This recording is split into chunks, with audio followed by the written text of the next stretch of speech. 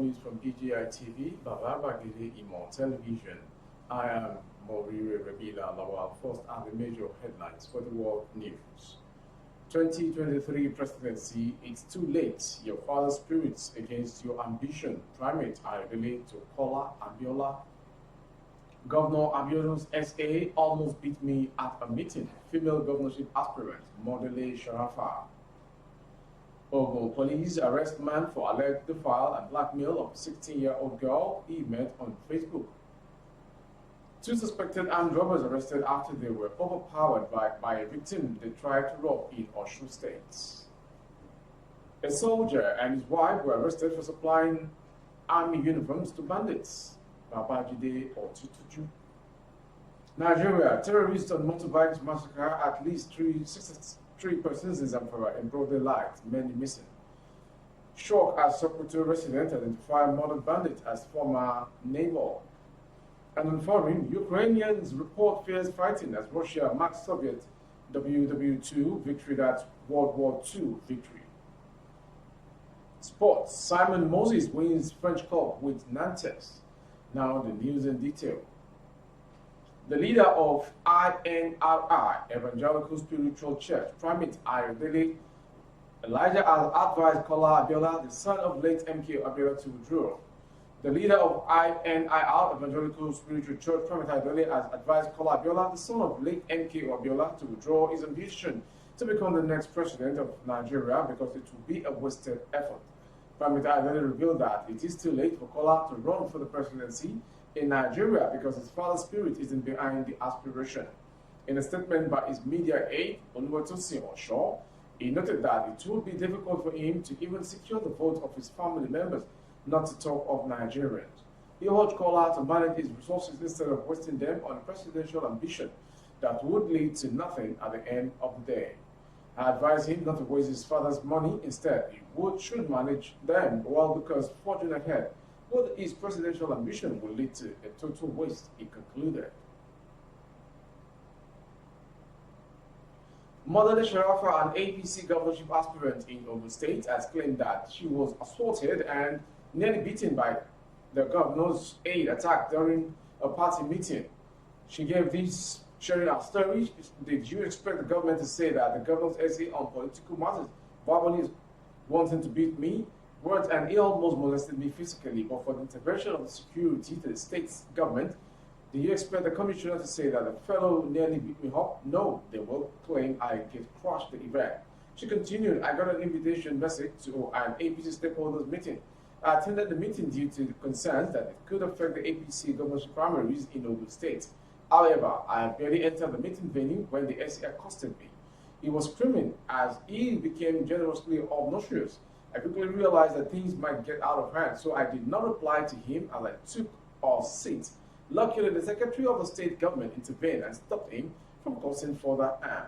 My security team advised me to leave the meeting. I later saw the video of what transpired at the venue and realized how lucky I was to have escaped the situation.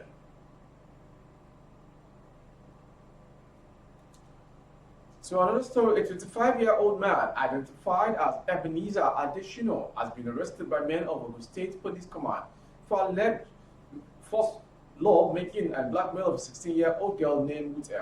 The suspect was arrested on May 6th following a report lodged at Owode Egbado, divisional headquarters by the victim, who said that she met the suspect on Facebook sometime in 2021 and they began chatting.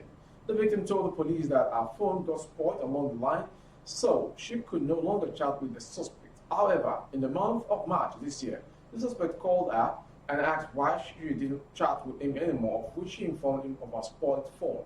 She said the suspect then asked her to come to his house to collect a sum of 3,000 naira for the repair of the phone. On getting there, she said the suspect offered her a drink, which she took unknown to her that she had taken a drink laced with sedative drug. She said immediately after she took the drink, she became unconscious and the suspect used the opportunity to have unlawful sex of her against her wish. After having a sex with her in a state of unconsciousness, she said the suspect took her nude pictures and started threatening to upload pictures on social media if she didn't pay him the sum of 50,000 naira to be a blackmail.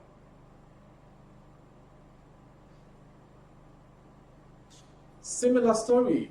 Two suspected armed robbers arrested after they were overpowered by a victim they tried to rob in Osun State.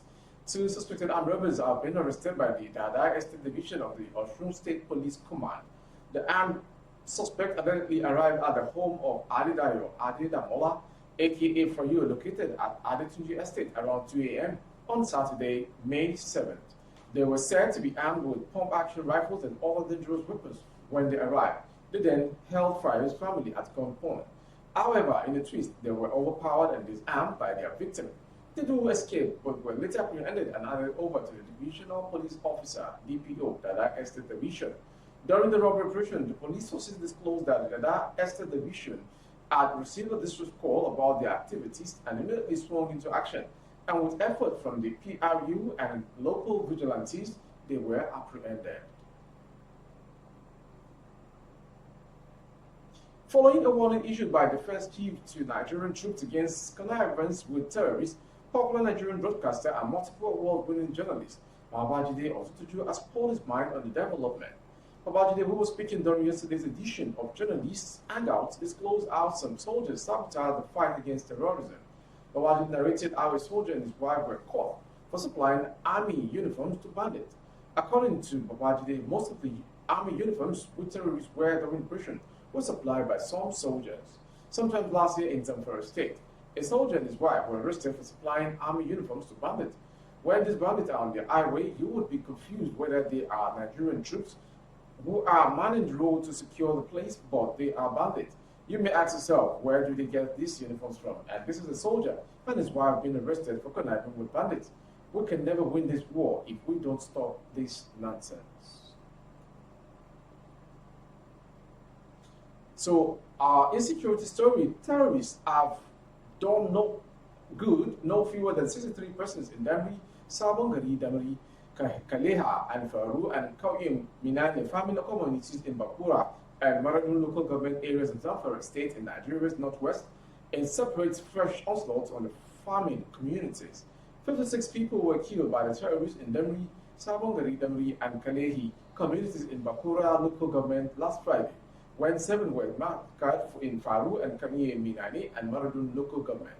A resident of Kalehi, Ibrahim Usman, who confirmed the Friday attack to this day in a telephone interview on Sunday, said the terrorists invaded the communities with sophisticated weapons at about 2:30 p.m. and started shooting sporadically. Although police authorities and the state government were yet to confirm the attacks, a chieftain of the All Progressive Congress (APC) in the state who claimed anonymity said terrorists had killed more than 70 people in the affected communities. From that story to another security challenge one, residents of Takapume in Goroyan local government area of Sokoto State were shocked on Sunday when the leader of the gang that attacked the community was identified as their former neighbor. Armed gang had invaded the community in the early hours of Sunday, but the vigilante engaged them in a fierce battle, leading to the death of the gang leader. He was the one leading the attack in the community, a resident who claimed anonymity said. Speaking to newsmen, the council chairman, Abdul Wahab Boroyo, said the bandits attacked the community around midnight, killed 1 person and abducted 6. Vigilantes in the area pursued the bandits and in the process killed one of them, who was later identified as one of the persons that was resided in the area he lived with his parents. The chairman added that the same village was attacked by bandits some days earlier, with those abducted were still in captivity. A source said out of annoyance that their leader was killed during this recent attack, the bandits shot the captive dead. The bandits, however, shot the abductees to death, and their bodies were recovered this morning and buried, the source disclosed. From that story to a foreign story, Russian President Vladimir Putin told his armed forces they were fighting for the country at a parade Russian firepower in Moscow, while his troops stepped up their 10-week-old attack on Ukraine. Ukrainian officials said heavy fighting was underway in eastern Ukraine and warned people to take cover for expected missile strikes as Moscow marked the anniversary of the Soviet Union's victory over Nazi Germany in World War II. 4 high precision on its missiles fired from the Russian-controlled Crimea Peninsula struck the Odyssey area of southern Ukraine, the Ukrainian military later said without giving details. And finally, sport news. Simon Moses Nantes won the French Cup for the first time in 22 years on Saturday, beating Nice 1-0 in the final at the Stade de France. Lovér drilled home a penalty at the start of the second half to bring Nantes the club's first major trophy since winning the League One title in 2021. Never in their wildest dreams did I imagine I would coach Nantes and win a trophy, said Antonio Kubori, an ex-Nantes player who was the first coach sacked by Paris Saint-Germain following Qatari takeover. We came from nowhere. We could have finished in League 2 last year. Now we are going to play the Europa League and Champions League trophy. It's hard to believe. That was the world news from BGI TV, but before we go, a quick recap of the headlines once again. 2023 presidency, it's too late. Your father's spirits against your ambition. Primates Ayodele to Kola Abiola. Governor Abiodun's SA almost beat me up at a meeting. Female governorship aspirants, Modele Sharafa. And to foreign headline, Ukrainian report fierce fighting as Russia marks Soviet to World War II victory. And finally, sports.